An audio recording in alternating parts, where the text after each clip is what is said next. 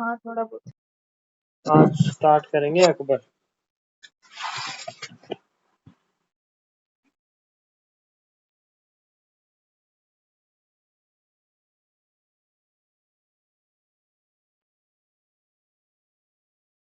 (1556 से 1605) ज्यादातर हर बड़े राजा का जो कार्यकाल था ऑलमोस्ट 50 ईयर्स रहा है। ठीक है, अच्छा।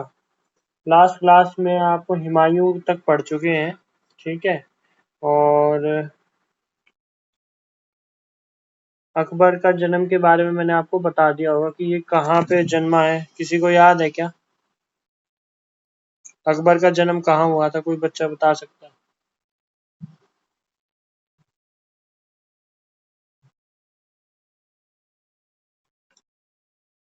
उमरकोट नाम की एक अमरकोट जगह। में। Correct, correct. ठीक है, देखो एक आदमी था आदिल शाह। बताया नहीं था शायद आपने। नहीं नहीं, बताया होगा यार। मैंने ये भी बताया होगा कि जब हुमायूं भाग रहा था तो उसने कहाँ शरण ली? सिंध के रास्ते जाते हुए पर्शिया पहुंचा वो। ठीक है, सिंध में एक जगह आती है उमरकोट जहाँ पे अकबर पैदा हुआ था।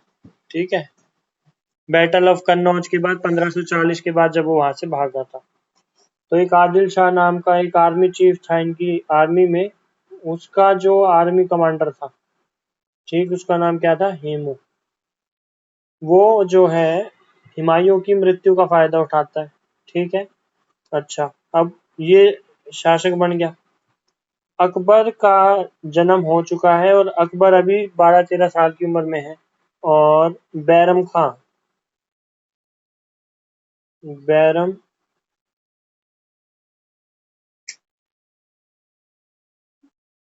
बैरम खां, ठीक है। अब जो बैरम खां था ये भी हुमायूं की आर्मी में जो था एक वो कमांडर था। ठीक है, पंजाब के अंदर। अच्छा, अब हुआ क्या? हुमायूं जो था, हुमायूं की मृत्यु होगी, बैरम खां पंजाब चला गया था। वहां पे एक रिबेलियन हो गया था, रिवोल्ट हो गया था। उसको शांत करने के लिए हेमू ने सीधा अटैक कर दिया आगरा के ऊपर और आगरा को कब्जा लिया।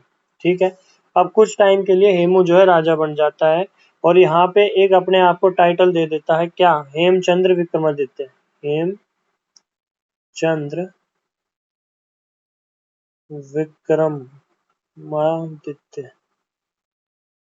ठीक है, अच्छा जी। अकबर पैदा होता है 1542 में। अकबर का जन्म 1542। इसकी माँ का नाम हमीदा बानो बेगम। ठीक है, और कहाँ पे जगह हम पहले भी पढ़ चुके हैं, फिर बता देता हूँ। उमरकोट जो सिंध में आती है। ठीक है, अच्छा। 1556 में इसको राजा बना दिया जाता है जब इसकी वर्ष 14 साल है। ठीक है, और पर 14 साल का अर्थ ये नहीं था कि ये राजा बन गया और इसको मतलब सब कुछ दे दिया गया, नहीं। बैरम खां के अंडर में ये आगे अपनी लड़ाइयां लड़ता है। ठीक है, और second battle of Panipat, second battle of Panipat 1556 किसके बीच में? अकबर और हेमू। देखिए, इतिहास के अंदर जो राजा होता है उसी का जिक्र होता है। लड़ा चाहे अकबर नहीं था, बैरम खां उसका आगा लेता है और अकबर और हेमू के बीच में युद्ध होता है जिसमें अकबर जो है उसको हरा देता है और बैरम खां एक्चुअली इसको खत्म कर देता है। He killed Hemu. Okay, Agra को कैपिटल बनाया जाता है, दिल्ली को नहीं बनाया जाता।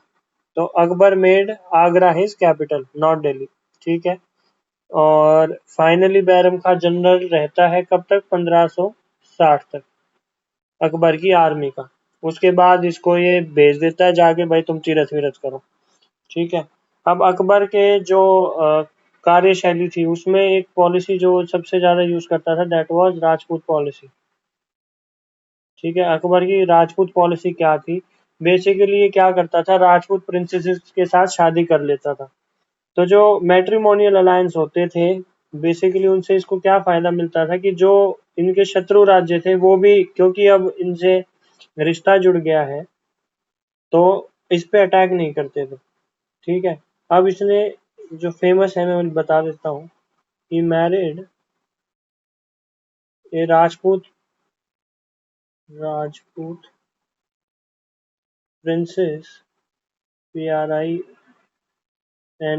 यार स्पेलिंग गड़बड़ हो गई।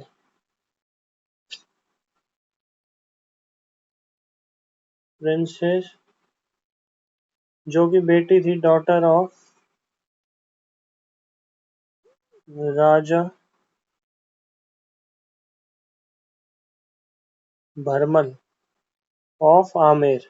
आमेर के राजा की बेटी से शादी करता है। ठीक है।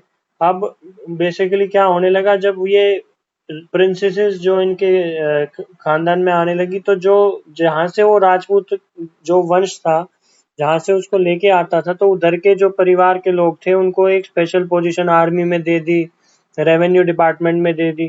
तो ऐसे राजपूतों को भी लगने लगा यार ये तो सही है, कम से कम युद्ध भी नहीं होगा और हमें एक अच्छी पोजीशन भी मिल जाएगी। तो जो राजपूत थे उसके साथ ये अलाइंग मैट्रिमोनियल अलायंस करने लगे। ठीक है। अब जो फेमस है, राजा भगवान दास एंड राजा मान सिंह, ये बहुत फेमस है। ठीक है। ये राजपूत रूलर्स थे और बेसिकली इनको क्या किया गया है, they were given very high position, very senior position in administration. ठीक है। एडमिनिस्ट्रेशन में इनको बहुत अच्छा स्थान देने लगा है और एक एक करके जो सारे राजपूत स्टेट्स थे वो अकबर के अधीन आने लगे। ठीक है। तो ये राजपूत पॉलिसी हो गई अकबर की। ठीक। इसके बाद एक राजा था जिसने इसके खिलाफ जो है एक्शन लिया और इसको सबमिट नहीं किया, राणा प्रताप वर्सेस अकबर। ठीक है। अच्छा। राणा प्रताप मेवाड़ का राजा था, मेवाड़। ठीक है। और इसने कभी भी सरेंडर नहीं किया अकबर को। ठीक। राणा प्रताप का जो लड़का आया वो था राणा उदय सिंह, राणा उदय सिंह। और ये भी इससे लड़ता रहा और कभी भी मुगल आर्मी के सामने इन्होंने सरेंडर नहीं किया। ठीक है। मगर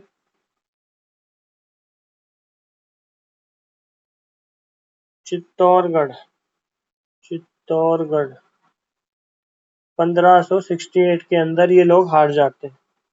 ठीक है। और हल्दी घाटी, हल्दी घाटी 1576। ठीक है। अच्छा। जो राणा प्रताप था, ही बिकेम किंग कब, 1572 के अंदर।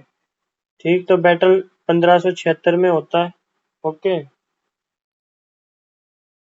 मैंने एक छोटी सी तुम्हें गलत इन्फॉर्मेशन दे दी। राणा प्रताप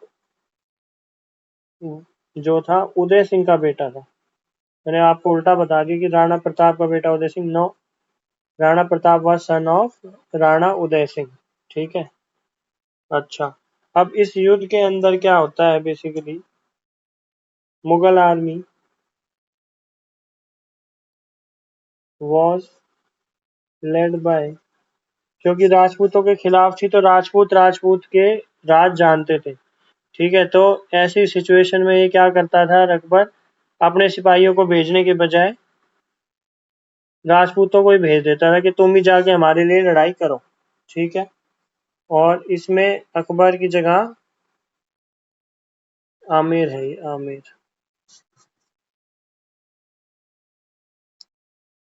राणा मान सिंह आते हैं और इसमें इसको हरा देते हैं। ठीक है। अच्छा जी। अब नेक्स्ट स्लाइड सबसे इम्पोर्टेंट है, इसकी मिलिट्री कॉन्क्वेस्ट क्या क्या हुई, अकबर ने क्या क्या जीता। मिलिट्री कॉन्क्वेस्ट, इसको अच्छे से लिख ले। सबसे पहले मालवा 1561 में। ठीक है। किसके अगेंस्ट, बाज बहादुर।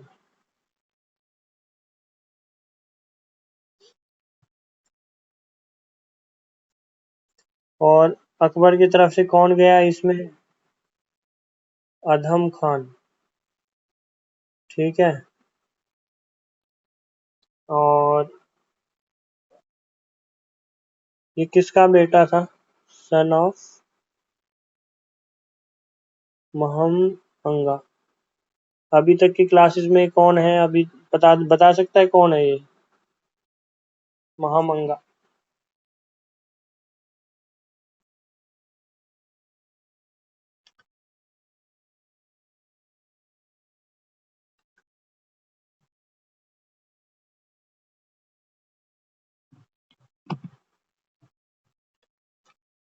नेक्स्ट क्लास में ढूंढ के बताओगे कि ये कौन थी।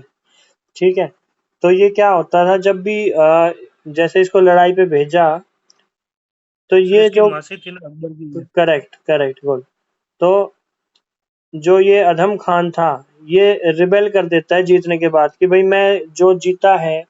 मतलब जब जीतते थे तो वो अकबर को सरेंडर करते थे कि हमने ये सामान जीता है, तो वहां पर ये इसने धोखा किया। ठीक है, इसने कहा बस यहाँ पे तो इतना ही था, और वो पूरा चीज उसको नहीं देता है। ठीक है। सेकंड, गोंडवाना। गोंडवाना 1564 किसके खिलाफ? रानी दुर्गावती। दुर्गावती। और जब ये देखती है कि ये हारने लग रही है और अकबर इस पे चढ़ाई कर सकता है, तो ये आखिरी में क्या करती है? She consumed poison. ठीक है। कि शत्रु के हाथों मरने से अच्छा है अपनी मृत्यु खुद बुला लो। Third is Chittorgarh. चित्तौड़गढ़ ये किसकी कैपिटल थी? मेवाड़ की। ठीक। 1568 के अंदर राणा उदय सिंह के खिलाफ। उदय सिंह का बेटा महाराणा प्रताप। उसके बाद रणथंभौर।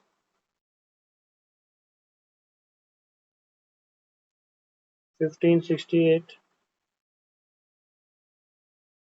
एक था हडा चौहान, उसके खिलाफ। ठीक है। यहाँ गुजरात 1572। यहाँ पे मिर्जाओं ने रिवोल्ट कर दिया था। Mirzas of Gujarat revolted against Akbar.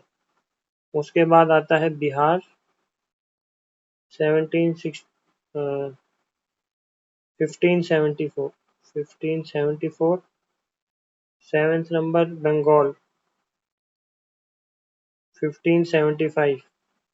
दोनों के अंदर अफगान्स थे। ठीक। अफगान वर्सेस अकबर। अच्छा, गुजरात जीतने के बाद अकबर यहाँ क्या बनवाता है, कोई बता सकता है? बुलंद दरवाजा। बुलंद दरवाजा गुजरात जीतने के बाद। ठीक है। 1581। 1581 के अंदर काबुल को जीतता है। ठीक। और 1589 कश्मीर 10th खानदेश 1601। ठीक है। ये इतनी सारी लड़ाइयां जीतने के बाद अकबर अपना जो राज्य है वो बड़ा करता है। ठीक है। अकबर की रिलीजियस पॉलिसीज देखते हैं। Religious policies. अकबर जो था सुन्नी मुसलमान था। सुन्नी मुस्लिम। ठीक है। उसके बाद he comes in contact with Salim Chishti, जो कि एक संत था उस टाइम पे। ठीक है। और इसकी बातों से बहुत प्रभावित हो जाता है। ठीक है। ये सीकरी नाम की एक जगह में रहता था ये संत सलीम चिश्ती। ठीक है। और इससे इतना प्रभावित हुआ कि अकबर जो है अपनी कैपिटल यहाँ बना लेता है, और उसका नाम क्या रखता है? फतेहपुर। फतेहपुर सीकरी। ठीक है भाई। अच्छा, अकबर एक और फेमस बंदा है अब्दुल लतीफ। अब्दुल लतीफ इसकी टीचिंग से बहुत प्रभावित था। ठीक है। उसके बाद उसका और जो क्या बोलते हैं संतों से जो कनेक्शन था, उसमें एक नाम आता है शेख मुबारक का, मुबारक। ठीक है, शेख मुबारक के 2 बच्चे थे, 2 लड़के, जो बाद में इसकी कोर्ट में काम किया, जिन्होंने अबुल फैजी और अबुल फजल। ठीक है, ये राइटर था और ये पोएट था।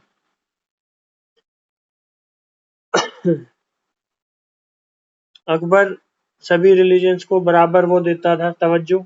ठीक है, ही abolished pilgrimage tax, pilgrimage tax। ठीक है, एंड जजिया ऑल्सो। अब क्योंकि राजपूत रानियों से इसका विवाह हुआ था, तो he allowed his wifes to worship God in palace. मुसलमान होते हुए भी वो कहता था कि तुम हिंदू हो, तुम अपनी पूजा कर सकते हो। एकमात्र राजा जो इतना सहनशील था, यानी टॉलरेंट था। अच्छा जी, उसने फतेहपुर सीकरी के अंदर इबादत खाना बनवाया, इबादत खाना इन फतेहपुर सीकरी, फतेहपुर सीकरी। ठीक है, अच्छा, अब यहाँ पे ये क्या होता था बेसिकली, फतेहपुर सीकरी में ये डिस्कशन करवाते थे इसके अंदर कि भाई सभी रिलीजन्स के जो बड़े बड़े स्कॉलर्स होते थे, यहाँ पे इनको बुलाया जाता था और इनके मतलब सलाह मशवरा किया जाता था रिलीजन्स के ऊपर। ठीक है, अच्छा, अशोक जो था उसको ये पसंद नहीं था कि मुस्लिम उलेमा जो है पॉलिटिकल मैटर में हस्तक्षेप करे, पॉलिटिकल मैटर्स। ठीक है, he did not like Muslim ulemas participating in political matters। जैसे कि वो जैसे कोई कानून आता है वो कह देंगे ये शरिया के खिलाफ है, ये इसके खिलाफ है, तो ये अकबर को बिल्कुल पसंद नहीं था।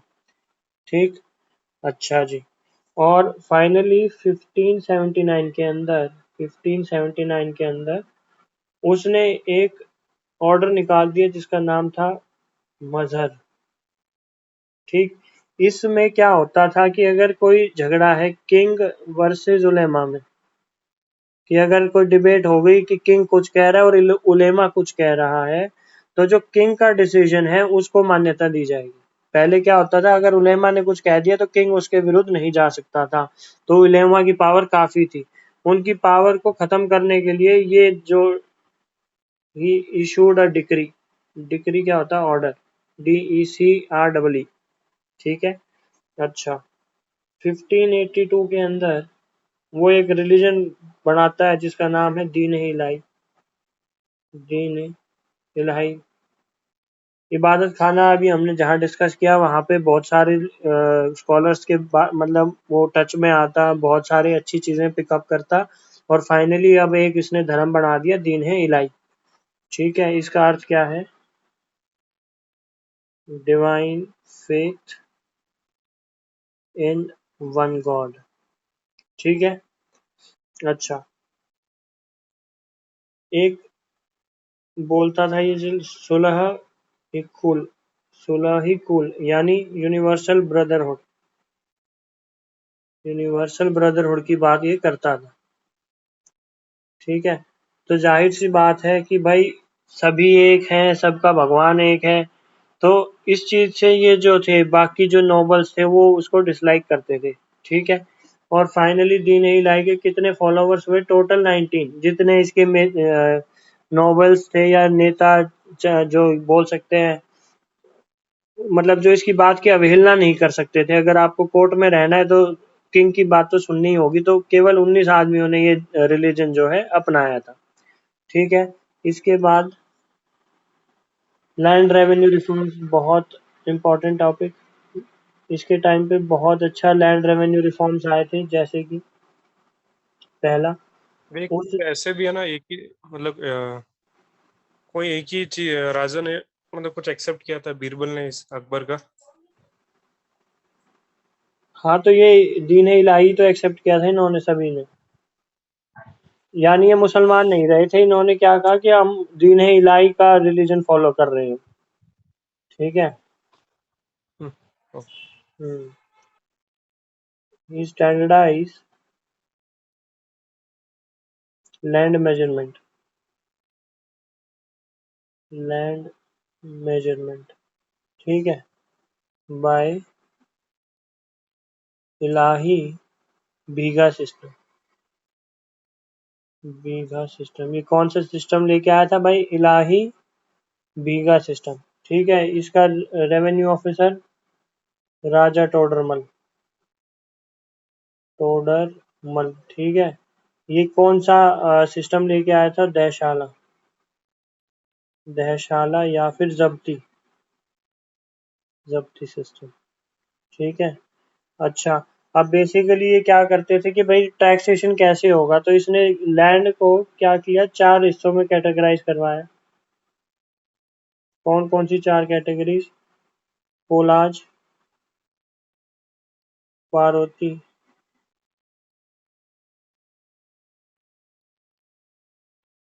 चाचर और बंजर, ठीक है। अब कोलाज का अर्थ क्या हो गया? जो भाई हर साल कल्टीवेटेड, कल्टीवेटेड एवरी ईयर, ठीक है। ये जो जमीन थी वंस इन 2 years, ये वाली वंस इन 3 or 4 years, और ये वंस इन 5 or more, कि भाई किस पे कितना उत्पाद हो रहा है, कि भाई ये जमीन जो कोलाज है, जैसे साल में ये एक बार इस पे आप जो है फसल उगा सकते हो। जो पार्वती टाइप है उस पे साल में 2 बार उगा सकते हो, ठीक है। उस हिसाब से ये टैक्सेशन फिक्स करते थे, ठीक है। जो रेवेन्यूज थे देवर मेड इन कैश, ठीक। जो रेट था it was 1/3 of production.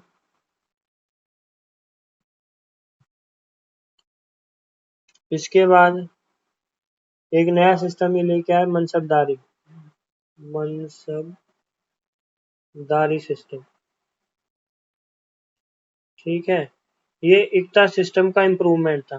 This was improvement of iqta system, उसको और बेहतर करके ये लोग लेके आए, ठीक। इसमें ये क्या करते थे? मनसब क्या है? This is mixture of civil and military duties, ठीक है, कि भाई सिविल प्लस मिलिट्री ड्यूटीज। इसमें क्या होता था? किसी मनसबदार या किसी इंसान को मनसबदार अगर वो बना दिया वहां पे, तो हर ऑफिसर को एक रैंक मिल जाएगी जिसको ये मनसब कहते थे, ठीक है। तो मनसब का क्या कैटेगरी होती थी? 10 से 5,000, यानी मिनिमम एक मनसब के पास इतना लैंड होगा और मैक्सिमम इतना हो सकता है, ठीक है। और जो हाईएस्ट था बेसिकली ऑफिसर्स और नॉबल्स के लिए उनको दिया जाता था। इसके अंदर 2 चीज थी, एक जात, जात का अर्थ हो गया रैंक, और एक हो गया सवार, ठीक। जात के अंदर क्या आ गया भाई? उसकी सैलरी कितनी है और उसका स्टेटस क्या है, कि भाई 10 नंबर वाला है, 11 नंबर वाला है, 1000 नंबर वाला है। और सवार का मतलब हो गया हॉर्समैन। अब इन मनसबदारी के अंदर क्या होता था कि भाई तुम टैक्स तो कलेक्ट करो, मगर सवार तैयार रखो कि कभी अगर लड़ाई हो जाए, हॉर्समैन आपके पास होने चाहिए, ठीक। कि भाई तू 10 घोड़े देगा कि तू 5,000 घोड़े वाला आदमी हमें देगा युद्ध के टाइम पे, ठीक है। तो ये मनसबदारी सिस्टम था। और मनसबदारी जो सिस्टम था इट वाज नॉट हेरिडिटरी, ये नहीं कि पहले बाप उसके बाद उसका बेटा, नो। अगर वो मर गया तो किसी अन्य जो काबिल अफसर होगा उसको ये चीज दी जाएगी, ठीक है।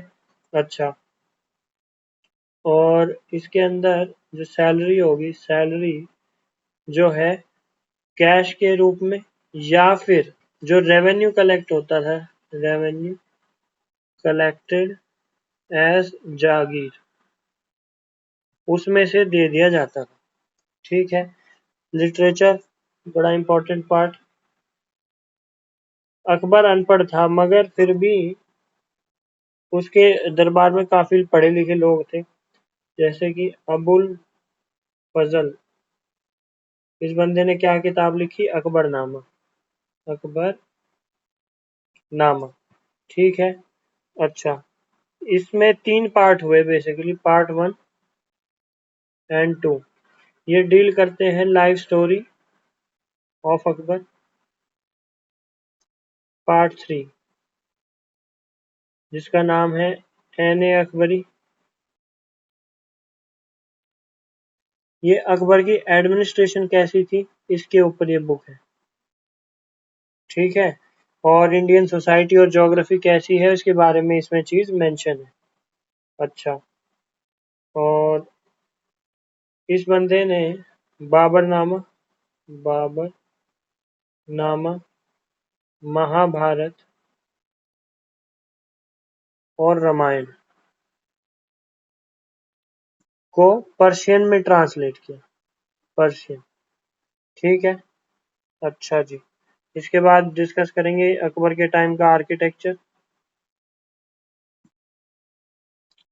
बुलंद दरवाजा क्या जीतने के बाद बनवाया था, कोई बच्चा बता सकता है जो अटेंटिव हो? अकबर ने क्या जीता था जब बुलंद दरवाजा बनाया था? एनीबडी बताओ। Gujarat. Very good.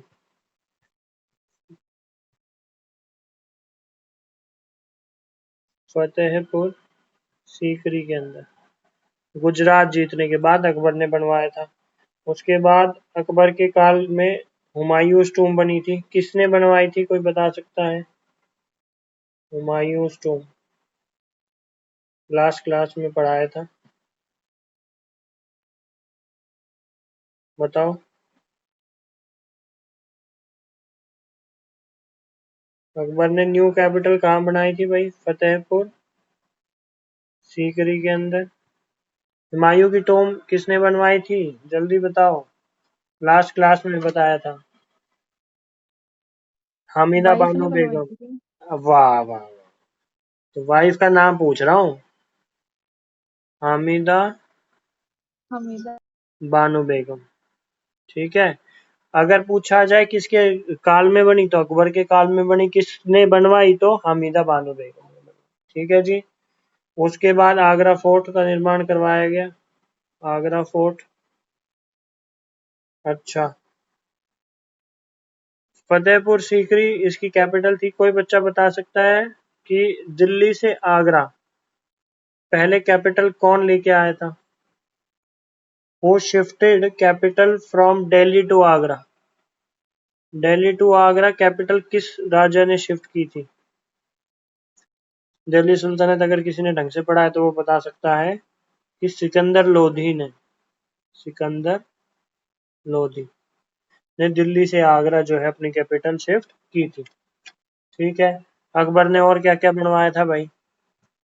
Lahore fort, Lahore fort, Allahabad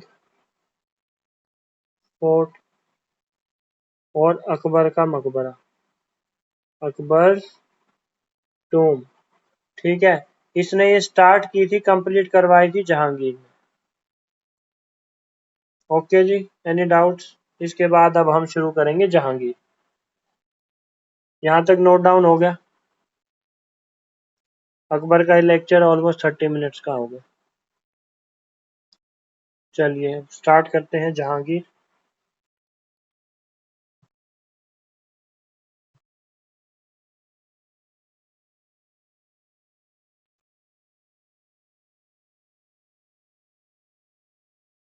सोलह से 5 1627। ठीक है, जहांगीर का रियल नेम कोई बच्चा बता सकता है? Salim was the real name of Jahangir. ठीक है, अच्छा, बहुत ही ज्यादा मन्नतों के बाद ये बच्चा पैदा हुआ था, किसने आशीर्वाद दिया था अकबर को? सलीम चिश्ती, सलीम चिश्ती, उसके नाम पर इसका नाम सलीम रख दिया गया। ठीक है, और ये किसका बच्चा था? Akbar and daughter of Raja भरमल, राजा भरमल की बेटी और अकबर का बेटा था सलीम। ठीक है, सलीम ने अकबर के खिलाफ रिवोल्ट कर दिया था। उस रिवोल्ट को शांत करने के लिए अकबर ने अबुल फैजल को वहां भेजा कि भाई मान जा, तेरा बाप है। पर वहां पे क्या होता है, सलीम इसको मरवा देता है। Salim got Abul Faizal killed. ठीक है, अब सलीम की जो हरकतें देखकर अकबर बिल्कुल भी खुश नहीं था। ठीक, सलीम एक बहुत बड़ा ड्रंकर्ड था। ड्रंकर्ड यानी उसको शराब पीने की बहुत ज्यादा लत थी। और जो अकबर था वो चाहता था कि उसका पोता जो है राजा बने, यानी सलीम का बेटा। अब सलीम का बेटा कौन था? खुसरो। खुसरो, ठीक है। Khusro was son of Salim and grand son of Akbar. अब अकबर चाहता था ये उसका राजा बन जाए। ठीक है। जैसे ही अकबर मरता है, खुसरो अपने पिता के खिलाफ जो है रिवोल्ट कर देता है कि मैं बनूंगा राजा।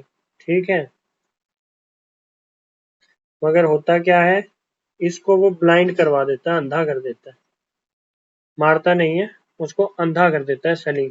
ठीक है। सलीम जो है फिफ्थ सिख गुरु, या मैं कहूँ जहांगीर जो है फिफ्थ सिख गुरु अर्जुन देव की हत्या कर देता है। अर्जुन देव को मार देता है। क्यों मार देता है? क्योंकि जो रिवोल्ट हुआ था उसमें कहते हैं कि भाई अर्जुन देव के पास ये खुसरो आता है और उसको ये आशीर्वाद दे देता है या उसका सपोर्ट करता है। ठीक। फिफ्थ सिख गुरु अर्जुन देव का कत्ल ये करवा देता है। ही एग्जीक्यूटेड, मरवा देता है इसको। एग्जीक्यूटेड अर्जुन देव। ठीक है। और यहाँ से ये सिखों के लिए भी दुश्मन बन जाते हैं मुगल। और यहाँ से सिख जो है इनके खिलाफ रिवोल्ट शुरू करते हैं। और फाइनली 1699 हम बहुत आगे आ गए, यानी जहांगीर से भी आगे आ गए। यहाँ पे गुरु गोबिंद सिंह जो है खालसा का स्थापना कर देते हैं। ठीक है। गुरु गोबिंद सिंह जो इनके 10वें गुरु हैं, यानी अभी तो 5 और आएंगे। ठीक है। अच्छा, इसके बाद थोड़ा सा डिस्कशन नूर जहां का करना पड़ेगा। ये कौन थी? नूर जहां। नूर जहां का अर्थ होगा light of the world. Light of world, यानी जब लाइट चली जाती होगी तो इसी को बुलाते होंगे। ठीक है। अब ये बेसिकली पर्शियन थी। She was Persian. अच्छा, जहांगीर जो है इससे मैं शादी करता है। जहांगीर, जहांगीर मैरिज नूर जहां, जिसका असली नाम क्या है? मेहरुनिशा। कई बार आया भाई क्वेश्चन में एग्जाम के अंदर कि नूर जहां का असली नाम मेहरुनिशा। ये एक विधवा थी। इनके मुगल्स के अंदर कोई एडमिनिस्ट्रेशन में इनका कोई ऑफिसर था, उसकी वाइफ थी जिससे ये शादी कर लेता है। ठीक है, 1611 के अंदर। अच्छा, अब शादी तो ये इससे कर लेता है, पर जो ये मेहरुनिशा थी या जो ये नूर जहां थी, ये क्या करती है अपने ही फैमिली के लोगों को, यानी जो पर्शिया की इसकी फैमिली है, यानी अपने पीहर के लोगों को अब एडमिनिस्ट्रेशन के अंदर हाई पोस्ट दिलवाने लगती है। ठीक है। और ये चाहती क्या है कि भाई इसी की जो संतानें हैं आगे राजा बने। ठीक। अच्छा, इसकी बेटी है लाडली बेगम। लाडली बेगम। ठीक। इसका विवाह जो है जहांगीर के छोटे बेटे, जिसका नाम था शाहयार, शाहयार से हो जाता है इनका विवाह। ठीक है। यानी अब इसका रिश्ता और मजबूत हो गया कि भाई अब जो जहांगीर का बेटा है, छोटा बेटा, उससे इसकी अपनी बेटी की आती शादी करवा देती है। मगर जो जहांगीर का बड़ा लड़का है जिसका नाम है खुर्रम, ज्यादातर लड़ाइयों में खुर्रम ही अपने पिता का जो है साथ निभाता है, जहांगीर का। और जहांगीर भी यही चाहता है कि खुर्रम राजा बने। ठीक है। मगर नूर जहां क्या चाह रही है कि भाई शाहयार जो है वो किंग बने। और फाइनली एक बार जो है खुर्रम कहीं से लड़ाई करके आ रहा होता है, पर वो आके क्या देखता है कोर्ट के अंदर कि भाई उसको साइडलाइन किया जा रहा है। ठीक है। किसके द्वारा? मेहरुनिशा की फैमिली के द्वारा। और फाइनली 1622 से 26 के अंदर ये जो है जहांगीर के खिलाफ रिबेल कर देता है। ही रिबेल्स अगेंस्ट जहांगीर कि भाई सारी लड़ाई तो मैं करूं, और राजा तुम किसको बनाने की सोच रहे हो? शाहयार को। ठीक। यहाँ पे जो है इसकी हिस्ट्री खत्म होती है। आगे हम खुर्रम के बारे में पढ़ेंगे। पहले आर्ट एंड आर्किटेक्चर इसके दौर में क्या हुआ उसको थोड़ा स्टडी करते हैं। कश्मीर के अंदर शालीमार गार्डन, शालीमार गार्डन जो कि है श्रीनगर में। ठीक है। डल लेक के पास उसका निर्माण ये करवाता है। उसके बाद टॉम ऑफ इमादत उल्लाह, इमाद और दौला, ठीक है, आगरा के अंदर। अब इमादुद्दौला कौन है भाई? नूरजहां का पिताजी है ये, ठीक, यानी जहांगीर का ससुरा, ठीक। और जो ये टूम है किस स्टाइल पे बनती है? पीटरा डोरा, ये पर्शियन स्टाइल था बेसिकली। इसके अंदर क्या होता था, ये एक्चुअली इस टॉम के अंदर, ये इंडिया के अंदर ये फर्स्ट टाइम यूज हुई थी ये टेक्निक। बेसिकली बहुत ही अच्छे जो महंगे पत्थर होते थे उनको मार्बल में जड़वाने की कला है ये, ठीक है। तो टॉम ऑफ इमादुद्दौला आगरा के अंदर, जो कि इसका पिता है, किसका? मेहरुनिशा का, ये इसका फादर है। अच्छा जी। और सलीम जो था, he was found of paintings, या मैं कहूँ इसने बहुत सारी पेंटिंग्स का भी निर्माण करवाया। और चेन ऑफ जस्टिस, अगर कहा जाए कि भाई मुगल के अंदर the king who is famous for his justice, he is Jahangir. इसने अपने दरबार के अंदर या महल के बाहर में कहूँ चेन ऑफ जस्टिस टंगवाई थी कि भाई जिसका कोई भी समस्या है और वो नहीं सुलझ रही है, जो इस बेल को बजा देगा उसकी समस्या खुद जहांगीर सुलझाएगा, ठीक है। तो चेन ऑफ जस्टिस किसने टंगवाई थी? जहांगीर ने। अच्छा, अब इसके दौर में ब्रिटिशर्स का भी थोड़ा बहुत इन्फ्लुएंस जो है आने लगा था। तो इंग्लिश एम्बेसडर इंग्लैंड के राजा ने भेजे थे सबसे पहले 1608 के अंदर और 11 के अंदर। 1608 और 11 तक इसके दरबार में विलियम हॉकिंस रहता है, William Hawkins. East India company की तरफ से इसको मतलब भेजा गया वहां राजा की तरफ से कि भाई हमें जो है राइट्स मिल जाएं ट्रेडिंग की, पर वो राइट्स इसको नहीं मिलती हैं। तो ईस्ट इंडिया कंपनी फिर अपने राज्य से कहती है यार कोई ढंग का आदमी भेजो। फिर 1615 के अंदर 18 तक थॉमस रो नाम का एक व्यक्ति आता है, थॉमस रो, ठीक है। और ये ईएसआईसी को, ईस्ट इंडिया कंपनी को काफी सारी फैक्ट्रीज लगाने की अनुमति दिलवा देता है, ठीक है। और इस बीच 1613 में जो है Jahangir Jahangir gives Britishers to set up a factory at सूरत, ठीक है। तो पहली फैक्ट्री लगाने की अनुमति कौन देता है? जहांगीर। कब देता है? 1613 में। किसको? ईस्ट इंडिया कंपनी को। अब फैक्ट्री क्या होती है बेसिकली? फैक्ट्री ये नहीं कि इनको कुछ उत्पाद करना है, वहां पे कुछ प्रोडक्शन करना है, नहीं। फैक्ट्री उस टाइम पे सिर्फ एक वेयर हाउस की तरह थी कि भाई हम आएंगे, अपना सामान रखेंगे और थोड़ी बहुत ट्रेडिंग कर लेंगे, बस। इसके अलावा फैक्ट्री का कोई अर्थ नहीं है। उसके बाद जो आता है that is Shahjahan, next ruler. अभी तक हमने देखा कि भाई जहांगीर के टाइम पे उसकी कोर्ट में क्या चल रहा है कि उसकी जो वाइफ है जिसका नाम है नूरजहां, वो चाह रही है कौन बन जाए किंग? कौन बताएगा भाई? शाहयार। शाहयार जो है वो किंग बन जाए, जो कि उसकी बेटी का पति है, ठीक। पर होगा क्या? देखिए, नूरजहां क्या करती है, वो जहांगीर की आर्मी में अपना भाई लगवा देती है, आसफ खान,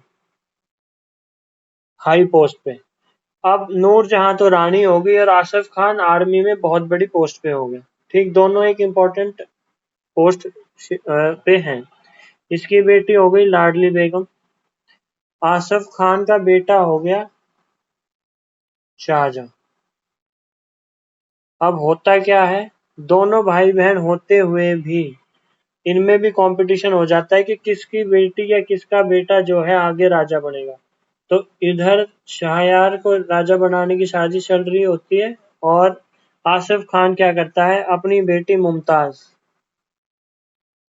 मुमताज की शादी शाहजहां से करवा देता है। यानी अब इनका फैमिली रिलेशन हो गया है यहाँ पे, ठीक है। और मुमताज का रियल नेम क्या है? Arjumand Bano Begum. This is the real name of Mumtaz Mahal, ठीक है। अच्छा, और क्योंकि असफ खान बेसिकली मिलिट्री से रिलेटेड था, तो शाहजहां को सपोर्ट की कोई कमी नहीं थी और फाइनली जो है शाहजहां किंग बन जाता है। ठीक है, कब से कब तक? 1627 से 1658, ये शाहजहां का रूलिंग टाइम हो गया। ठीक है, अब 1636 के अंदर शाहजहां जो है अहमदनगर को कब्जाता है। अहमदनगर, अच्छा जी। उसके बाद बीजापुर और गोलकोंडा जो है उसको ये हरा देता है, बट उस पर कब्जा नहीं करता, वहां से सिर्फ और सिर्फ टैक्स लेता है। अगर किसी ने बामनी किंगडम पढ़ा होगा या हमारी पुरानी वीडियोस देखी होंगी, बीजापुर, गोलकोंडा, अहमदनगर, क्या ये वही 3 राज्य हैं क्या जो हमने बामनी किंगडम में पढ़े थे? प्रेरणा? हाँ भैया। गुड। और इसी के पीरियड को golden period of Mughal era या मुगल एम्पायर का गोल्डन पीरियड जो है शाहजहां के रूल को माना जाता है। ठीक है, क्यों माना जाता है? क्योंकि ना तो कोई बाहर से इन पे अटैक करने आया, और अटैक करने नहीं आया तो आर्मी का खर्चा कम हुआ, इससे आर्किटेक्चर बड़ा इंप्रूवमेंट करता है उस दौर में। ठीक है, अच्छा जी। तो इसकी बड़ी स्टेबल एडमिनिस्ट्रेशन चलती है क्योंकि कहीं युद्ध वगैरह ये लोग कर नहीं रहे थे। ठीक है, अच्छा, एक जगह है कंधार। कंधार ये हार जाते हैं किससे? सफाविड्स। अगर किसी को याद है, पुरानी हमारी मुगल वीडियो देखी होगी, तो सफाविड कौन सी जगह है, कोई बता सकता है क्या? नोट्स बनाए हैं तो एक बार चेक करो। सफाविड वही जगह है जो, या फिर ये वही डायनेस्टी है जो किसको शरण देती है? प्रेरणा? हुमायूं को शरण देती है। ठीक है, सफाविद जो है वही डायनेस्टी है जहां पर हुमायूं भाग के जाता है अपनी मदद या अपने आप को शरण दिलवाने के लिए, जहां पर अकबर का बाद में जन्म वगैरह होता है। ठीक है, अच्छा जी। और सफाविद जो है कंधार को कब्जा लेते हैं और आखिरी तक जहांगीर और शाहजहां मिलके भी उस जगह को नहीं कब्जा पाते। ठीक है जी, इससे आगे चलते हैं।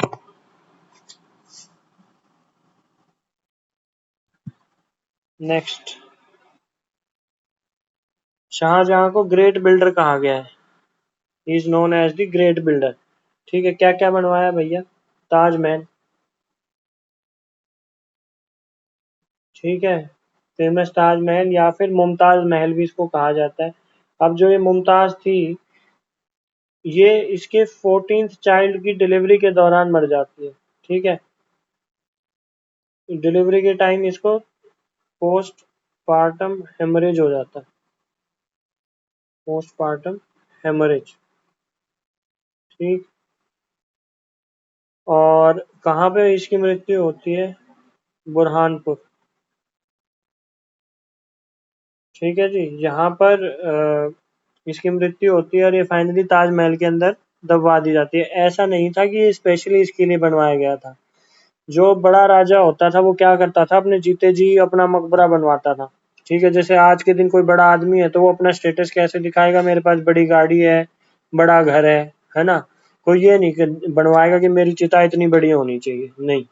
पर ये जो होते थे कि भाई हमारा मकबरा इतना बड़ा होगा, इतना शाली वो, मतलब इसमें इतना अच्छा मार्बल लगना चाहिए, ये वो अपने जीते जी ये लोग बनवा लेते थे। तो इसमें इसको भी दफन किया जाता है, बाद में इसको भी करेंगे।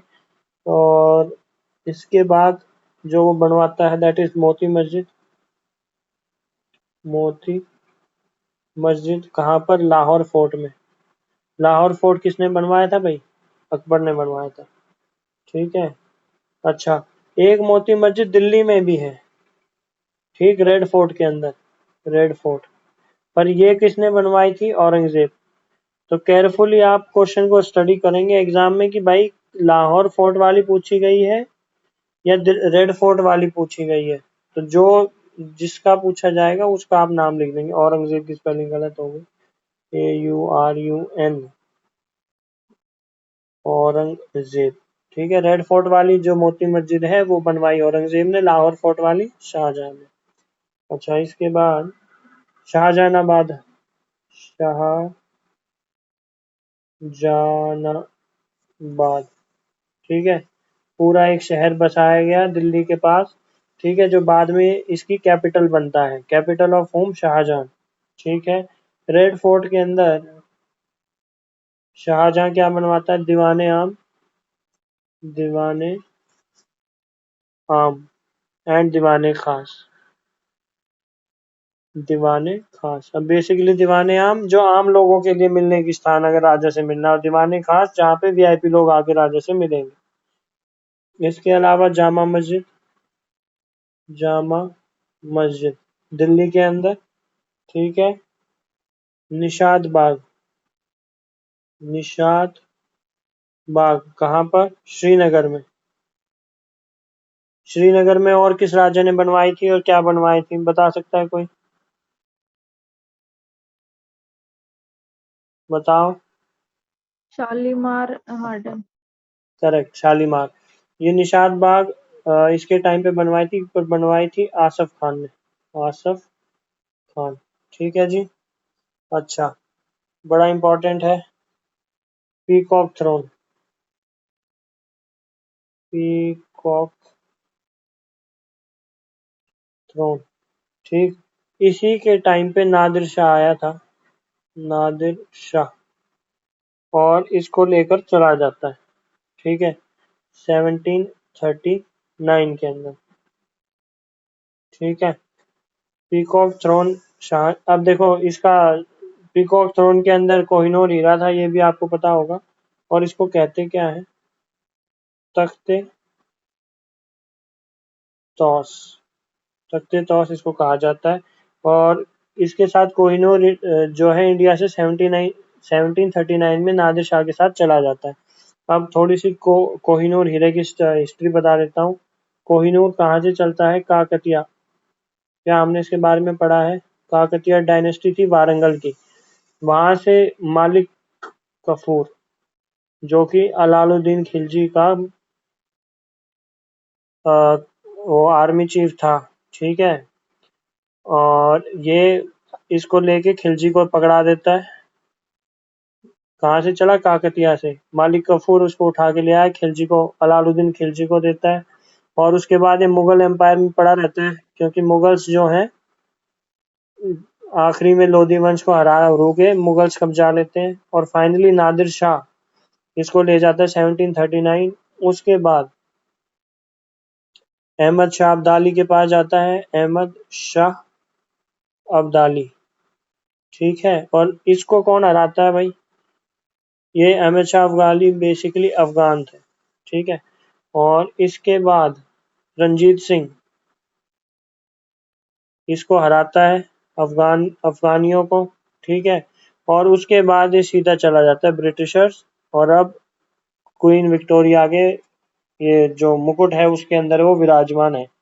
ठीक है, तो इतना ये हमारा कोहिनूर हीरा घूम रहा होता है इधर से उधर, दुनिया का सबसे एक्सपेंसिव डायमंड। ठीक है भाई, कोई डाउट, इतना इंपॉर्टेंट नहीं था बट इंटरेस्टिंग फैक्ट था, इसलिए मैंने आपके साथ डिस्कस कर लिया। अब 1657 के अंदर क्या होता है, जो हमारा शाहजहां है वो बीमार हो जाता है, ही फेल इल, और इतना बीमार हो जाता है कि लोगों को लगता है कि भाई अब ये मरने वाला है। और जो इसके चार बेटे जिसमें सबसे बड़ा दारा शिकोह, न्यूज में काफी नाम आता है इस बंदे का, दारा शिकोह,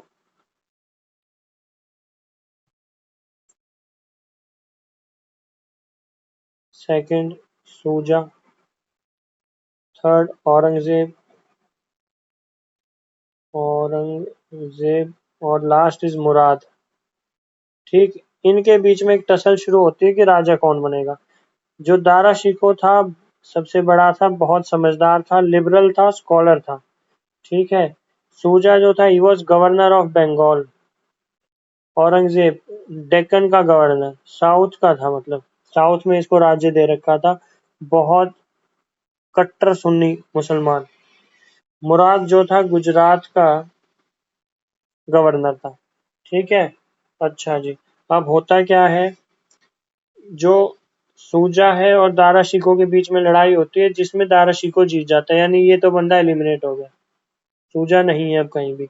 औरंगजेब और मुराद हाथ मिला लेते हैं कि भाई हम दोनों अगर मिल गए तो हम दारा शिकोह को हरा देते हैं, हरा देंगे। ठीक है, और फाइनली धर्मत एक जगह है, वहां पे इनकी आर्मी आमने सामने आती है और दारा शिकोह की हार होती है। हाँ, और इसकी आर्मी जो है आगरा की तरफ भागती है, जहाँ पे ये फिर से इनको हराते हैं। कब? 1658 के अंदर। 1658 के बाद दारा वहां से भाग जाता है, दारा शिकोह को वहां से भागना पड़ता है, और फाइनली जो है औरंगजेब मुराद को भी मार देता है। यानी सूजा वैसे मारा गया, दारा शिकोह भाग गया, मुराद को ये मार देता है, और किंग जो है कौन बन जाता है उसके बाद? औरंगजेब। मगर किस्मत जो थी शाहजहां की, वो इतनी बेकार थी कि वो जो कह रहे थे मरने वाला, उसके भी 8 साल तक वो जीवित रहता है। ठीक है, अब उसके बाद जो है सीट पे आ गया कौन? औरंगजेब। औरंगजेब, ठीक। इसको आलमगीर भी कहा गया। आलमगीर कब से कब तक? 1658 से 1707। ठीक है भाई। अच्छा, बहुत ही ज्यादा ऑर्थोडॉक्स सुन्नी था ये। इसको जिंदा पीर कहते हैं, जिंदा पीर। क्यों कहा जाता है? Because he was very simple in living. इतना सब कुछ, इतनी बड़ी सल्तनत होने के बाद भी बहुत सिंपल लिविंग था इसका। ज्यादा मतलब बाकी राजा बहुत लेविश वे में जीते थे, बट ये बहुत सिंपल रहता था। ठीक है, इसने आते ही इसने कहा कि भाई हमारी जो इस्लाम धर्म है, इसमें कहीं भी म्यूजिक और डांस के तो स्थान है ही नहीं, तो इसने आते ही इसको बैन किया, म्यूजिक और डांस को। ठीक है, तो उसके बाद कि भाई मुसलमान जो है पथ भ्रष्ट ना हो, तो नए डिपार्टमेंट, जिसको मुतासिब कहा गया, मुतासिब, इनका निर्माण इसने करवाया कि ये जो है departments, they will enforce moral codes. ठीक है, इसकी रिलीजियस पॉलिसी की अगर बात करें, तो रिलीजियस पॉलिसी कैसी थी? आते ही जो अकबर ने जजिया टैक्स खत्म कर दिया था, he reimposed jizya tax and pilgrimage tax. Pilgrimage tax, ठीक है। Construction of temples were banned, यानी टेम्पल का निर्माण जो है इस बंदे ने खत्म करवा दिया। उसके बाद बनारस और मथुरा के जो टेम्पल्स हैं, जिसपे आज तक विवाद चल रहा है, उनको भी नष्ट भ्रष्ट किया गया। ठीक है, बड़ा इंपॉर्टेंट पॉइंट। मुस्लिम्स के खिलाफ क्या किया? He stopped celebration of Muharram. ठीक है, खुद अगर ये जो था सुन्नी था, तो ये शियाओं का त्योहार होता है मुहर्रम, उस पे भी बैन लगा दिया इस बंदे ने। ठीक है, इसने नाइन्थ सिख गुरु, नाइन्थ सिख गुरु, नाइन्थ सिख गुरु, जिसका नाम था गुरु तेग बहादुर, इसकी हत्या करवाई। He executed Guru Tegh Bahadur, which was the 9th Sikh गुरु। और फाइनली 10th जो गुरु आते हैं 1699 में, खालसा पंथ या पंथ Khalsa, whatever you feel connected with, की नींव रखते हैं। और ये खालसा पंथ क्या है? जो बेसिकली हर सिख को एक मतलब युद्ध के लिए तैयार रहने की, मतलब इसमें इनको शिक्षा या ट्रेनिंग दी गई कि भाई अब अगर दब के रहे तो मार दिए जाओगे। ठीक है, औरंगजेब के टाइम पे जो इनका मुगल एम्पायर था, काफी ऊंचाइयों पे था। जीवन के आखिरी के 27 साल इसने सोचा कि हम जो है साउथ इंडिया को कब्जा लेते हैं। ठीक है, और ये इस चक्कर में हमेशा दिल्ली से बाहर रहता था, जहाँ पे सारे नोबल्स थे। अब आपस में नोबल्स के अंदर भी गुटबाजी हो गई। ठीक है, और बाद में हम देखेंगे वहाँ क्या होता है। फाइनली इन 27 सालों के अंदर वो बीजापुर प्लस गोलकोंडा, ठीक है, इनको वो हरा देता है, पर मराठाओं को नहीं हरा पाता। जब हम मुगल एम्पायर पूरा पढ़ लेंगे फिर थोड़ा सा मराठा के बारे में पढ़ेंगे। और फाइनली 1707 के अंदर अहमदनगर के पास इसकी मृत्यु हो जाती है, ठीक है। आर्किटेक्चर पे ज्यादा जोर नहीं दिया गया, इसने 2-3 चीजें बनवाई। क्या क्या? बीबी का मकबरा बनवा दिया एक, बीबी का मकबरा कहाँ पर? औरंगाबाद, औरंगाबाद, ठीक है। बादशाही मस्जिद का निर्माण करवाया गया लाहौर में। और मोती मस्जिद दिल्ली के रेड फोर्ट, ठीक है जी। इसके बाद थोड़ी सी एक्स्ट्रा इन्फॉर्मेशन, अभी तक हमने पढ़े ग्रेट मुगल्स, अभी नॉट सो ग्रेट मुगल्स पढ़ेंगे। इसके बाद थोड़ी सी एक्स्ट्रा इन्फॉर्मेशन, मुगल एम्पायर को गन पाउडर एम्पायर भी कहा जाता है, गन पाउडर एम्पायर, ठीक है। क्यों कहा जाता है? क्योंकि इनके पास जो कैनन की शक्ति थी वो बहुत अच्छी थी, ठीक है। पोर्चुगीज मुगल एम्पायर के अंदर 2 क्रॉप्स लेके आए थे, कौन कौन सी? टोबाको और मेज, ठीक है, 17वीं सेंचुरी के अंदर। टोबैको कब लाया गया? जब अकबर राजा था, ठीक है। और जहांगीर ने इसको बैन किया था, remember this, Jahangir ban tobacco. इसको पता लग गया था कि इसको खाने वाने से कैंसर वैंसर हो जाता है, ठीक है। अच्छा जी, आगे चलते हैं।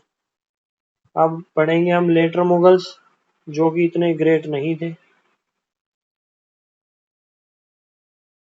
लेटर मुगल्स में सबसे पहले आता है बहादुर शाह 1,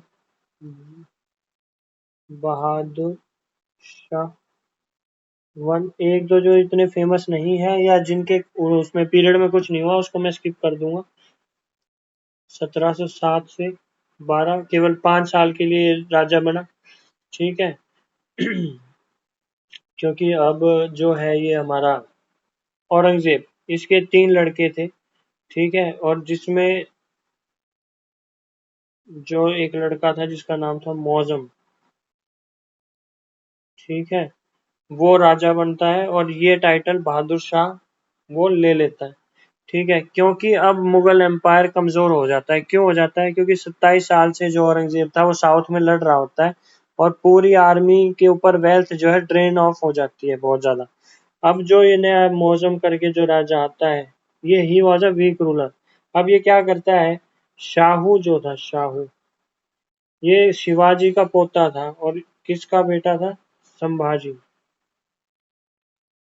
संभाजी का सन था और ग्रैंड सन ऑफ शिवाजी। इसको रिलीज कर देता है कि भाई कम से कम, क्योंकि मराठा की पावर जो है बढ़ रही होती है। आपने ये देखा कि 27 साल तक जो है औरंगजेब साउथ में लड़ता रहता है, ठीक है। और फिर भी वो मराठाओं के ऊपर विजय नहीं प्राप्त कर पाता है। वो लड़ते रहते हैं पर फाइनली जो है उसकी मृत्यु हो जाती है और मराठा जो है पावर गेन करते चलते हैं। अभी आप देखोगे कि मराठा जो है दिल्ली तक भी शासन करने आ जाएंगे। और यहाँ से वो मुगल कैप्टिविटी से इसको आजाद कर देते हैं, कैप्टिविटी से he is release from Mughal captivity, ठीक है। अब ये देखते हैं कि भाई राजपूतों से भी दुश्मनी करके क्या करना है, तो ये बंदा जाके राजपूतों से भी रिकॉन्सिलेशन कर लेता है,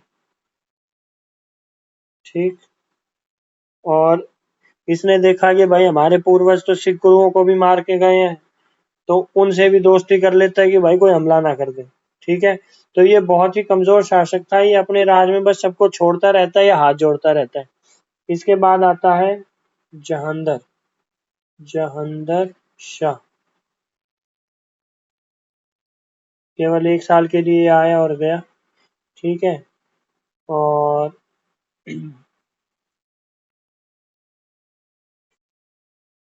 ये जो था इसकी प्रेमिका थी एक लाल कंवर, ये उसके ही चक्कर में रहता है, ज्यादा कुछ करता नहीं है। लाल कंवर का इन्फ्लुएंस कोर्ट पे बहुत ज्यादा रहता है, जिसकी वजह से कोर्ट जो है बड़ा अनस्टेबल हो जाता है।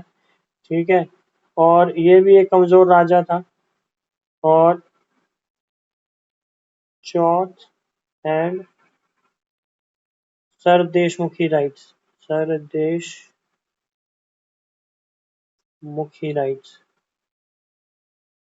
जो है मराठाओं को दे दी जाती है। अब आप देखेंगे इसका अर्थ ये है कि जो टैक्सेशन था, यानी पहले टैक्स कौन लेता था? जो राजा होता था। अब जो टैक्स कलेक्शन की भी ड्यूटी है वो क्या करता है कि भाई तुम मेरे को जीने दो और ये टैक्स भी तुम ही कलेक्ट कर लो। ठीक है, तो मराठा की पावर अब इतनी बढ़ती जा रही है। इसके बाद जो राजा आता है दैट वाज फरुख शायद। ठीक है, ये इम्पोर्टेंट है। क्यों? इसके कार्यकाल में एक ये काम करता है, 1717 के अंदर एक फरमान जारी कर देता है। फरमान, अब ये फरमान में क्या था कि ट्रेडिंग प्रिविलेजेस किसको ग्रांट कर दी जाती हैं? ब्रिटिशर्स को, कि भाई तुम आके अब ट्रेड कर सकते हो इंडिया के अंदर। ठीक है, और कैसे इशू करता है? Bye issuing passes, bye issuing passes, passes या फिर दस्तक। जिसके पास ये दस्तक होती थी वो टैक्स फ्री अपना बिजनेस कर सकता था। यानी ब्रिटिशर्स को ये बंदा 1717 के अंदर फरमान जारी करके क्या कहता है कि तुम आके यहाँ पे टैक्स फ्री बिजनेस कर सकते हो। और ना केवल बिजनेस कर सकते हो, अपने मुगल एम्पायर के अंदर रह सकते हो। ठीक है, बस आपको क्या करना होगा? हर साल 3000 रुपया देना होगा। उस टाइम का 3000 रुपया दे दो और अपना बिजनेस करने शुरू कर दो। यानी पूरा ब्रिटिशर्स को सेटलमेंट करने की जिम्मेदारी इसके ऊपर जाती है। ठीक है, उसके बाद एक आते हैं मोहम्मद शाह रंगीला। इसका नाम ही रंगीला है। इसको रंगीला इसलिए कहा गया क्योंकि ये सच में रंगीला था। इसके नवाबी ठाट थे, नवाबी शौक थे। ठीक है, वीक रूलर था ये भी। इसके टाइम में क्या हुआ? मुगल एम्पायर छोटे छोटे हिस्सों में डिवाइड होना शुरू हो जाता है। 1724 के अंदर एक बंदा है निजाम उल मुल्क। ठीक है, ये हैदराबाद को आजाद करवा लेता है, वहां का राजा बन जाता है। ठीक, आजाद इन द सेंस वो कहेगा कि राजा तो आप ही हो पर शासक मैं हूं वहां का। ठीक है, रूलर उधर का खुद बन जाते हैं। शहादत खान अवध का राजा बन जाता है 1717। मुर्शीद कुली खान। अभी अब थोड़ा सा मॉडर्न हिस्ट्री की तरफ भी बढ़ते जा रहे हैं हम। ठीक है, ये 3 हिस्सों में डिवाइड हो गए। ठीक, पर डिवाइड इन द सेंस ये नहीं कि इसमें रंगीला का इन्फ्लुएंस खत्म हो गया, पर डिवाइड इन द सेंस कि ये जो स्टेट थी ऑलमोस्ट इंडिपेंडेंट हो गई थी। ठीक है, और इसके बाद इसी के कार्यकाल के अंदर नादिर शाह आता है इंडिया के अंदर, जो लूटपाट मचाता है। एक एक घर को लूट ले जाता है, जहां पे भी सोना होता है हर घर से वो लेके चला जाता है। ठीक है, इंडिया से कोहिनूर और पीकॉक थ्रोन इसके कार्यकाल में चला जाता है मोहम्मद शाह रंगीला के। ये कोई फाइट इनको दे नहीं पाते। 1739 के अंदर वो आता है, लूट के चला जाता है। इसका जनरल इसकी मृत्यु के बाद फिर आता है अब्दाली साहब हैं हमारे, अहमद शाह अब्दाली। ठीक है, और फिर से इंडिया में फर्स्ट टाइम ये बंदा अटैक करता है। फर्स्ट टाइम नादिर शाह का जनरल था ये। ठीक है, और मराठाओं की पावर की अगर हम बात करें तो पेशवा जो है बाजीराव, पेशवा बाजीराव इंडिया सॉरी दिल्ली पे अटैक करता है 1737। यानी आप मराठास की पावर देखो, महाराष्ट्र से कहाँ दिल्ली के ऊपर वो लोग आक्रमण करना शुरू कर देते हैं। ये इतने कमजोर हो चुके हैं। ठीक है, उसके बाद आलमगीर, आलमगीर सेकंड। आलमगीर फर्स्ट कौन था? प्रेरणा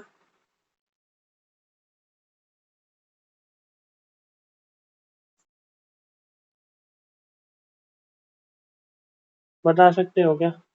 कनेक्टेड और नॉट? प्रेरणा कनेक्टेड तो है। आलमगीर कौन था? औरंगजेब को आलमगीर कहा गया है। ठीक है। अब ये क्या करता है, ये जाके भाई मराठाओं से हाथ जोड़ लेता है और कहता है मराठाओं से कि आप हमें आगे अब्दाली से बचाओ। बार बार अब्दाली जो है अटैक करता रहता है इंडिया के ऊपर, और ये बंदा जाता है मराठाओं के पास कि तुम हमसे टैक्सेस ले लो। Taxes in the sense tax collection ले लो, यानी पहले जहां राजा टैक्स कलेक्ट करते थे, ये अब मराठाओं को पावर दे देता है कि तुम यहाँ का टैक्स ले लो भाई, पर हमें जो है अब्दाली से बचाओ। ठीक है। तो ये अब और कमजोर होते जा रहे हैं। उसके बाद आता है Shah Alam two. Shah Alam two basically battle of Buxar होता है। अब ये मॉडर्न हिस्ट्री शुरू हो गई है, पर अभी इतना डीप में हम नहीं बता रहे क्योंकि ये दोबारा पढ़ना है। बैटल ऑफ बक्सर 1764, शाह आलम को ब्रिटिशर्स हरा देते हैं। ये बंदा ट्रीटी ऑफ इलाहाबाद साइन करता है।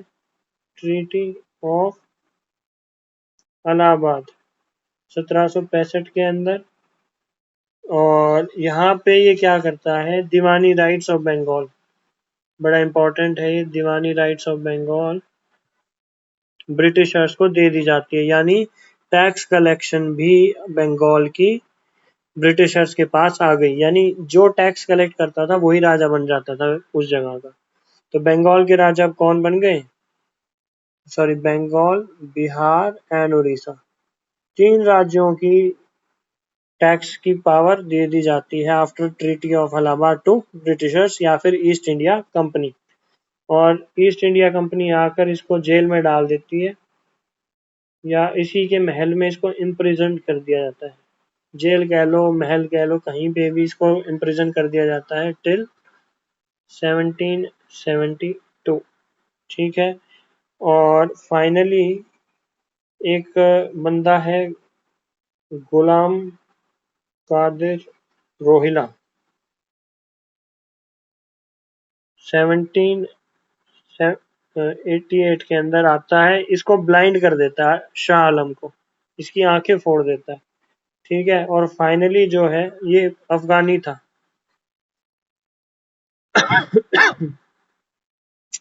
फाइनली शाह आलम दिल्ली को हैंड ओवर कर देता है वेल्सली को। ठीक है। Wellesley spelling as a blind man, कि भाई मैं तो अंधा हूं, तुम शासक बन जाओ। ठीक है। उसके बाद क्या होता है, अच्छा वो साल मैंने नहीं लिखा, इसमें प्रीवियस स्लाइड कैसे जाएंगे। 1803 के अंदर। ठीक। इसके बाद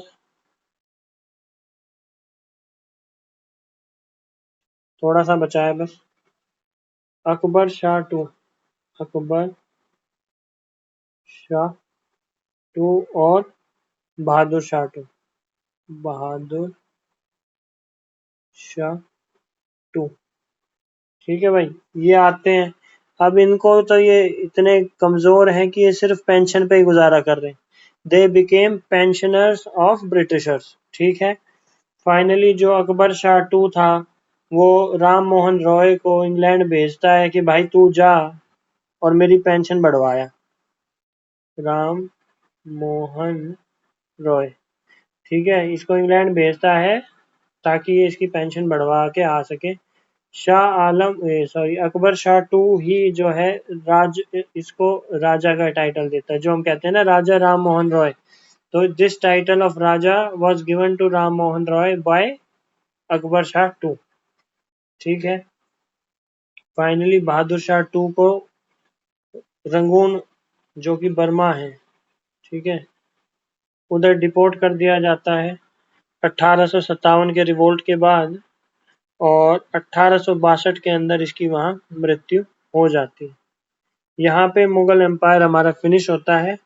इसके बाद थोड़ा सा मराठा के बारे में पढ़ेंगे और उसके बाद हमारी मॉडर्न हिस्ट्री शुरू हो जाएगी। आशा करता हूँ इस चीज समझ में आ गई होगी। किसी को कोई डाउट्स तो पूछ सकता है। प्रेरणा, एनी डाउट? नहीं अभी।